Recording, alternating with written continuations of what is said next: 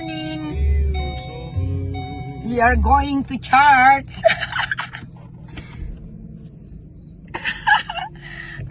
But we are just leaving the house. Beautiful day. It's a beautiful day. Look at the lake. Oh, the lake. You know, the car is dirty, so we are just leaving for church. Ayan.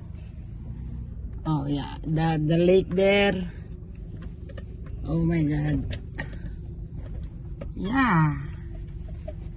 The lake and the house of cousin Jim.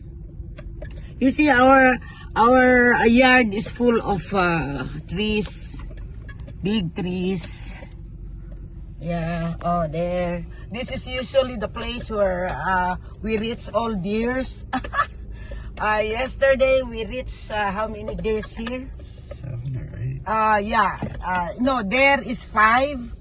And then the other side is 3, and here is 3, I think. So it was like 11 of them. Oh, they're very big. Oh my God, there.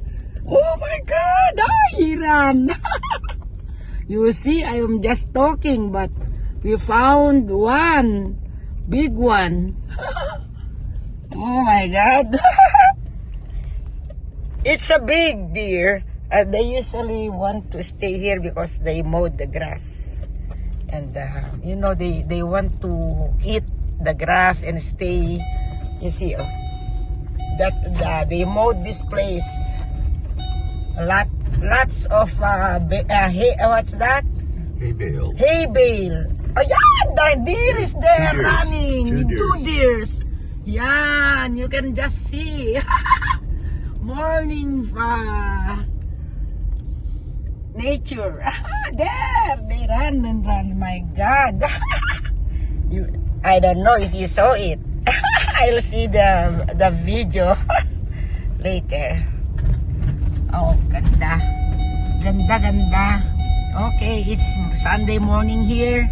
Thank you for watching.